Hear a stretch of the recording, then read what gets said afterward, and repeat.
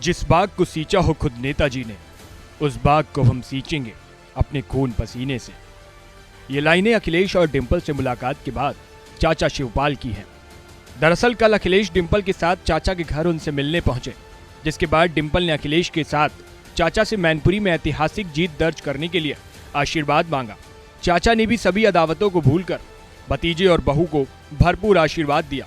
अखिलेश और डिंपल ने शिवपाल के साथ अपनी तस्वीर शेयर कर लिखा, नेताजी और घर के बड़ों के साथ साथ मैनपुरी की जनता का भी आशीर्वाद है।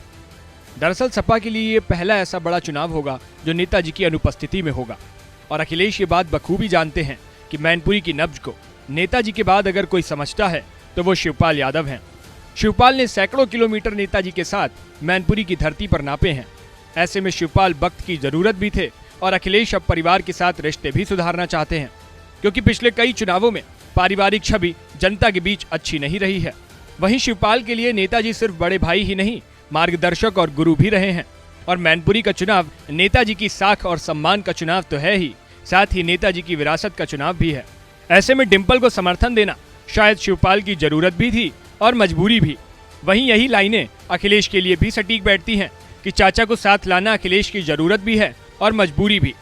गौरतलब है कि नेताजी के निधन के बाद से अखिलेश में भी एक अलग ही किस्म की गंभीरता आई है।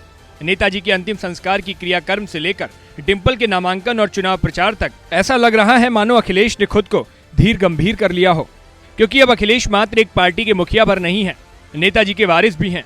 इसलिए भविष्य में ये भी संभव है कि शिवपाल वापस अपने परिवार और पुरानी पार्टी में ही लौट आएं।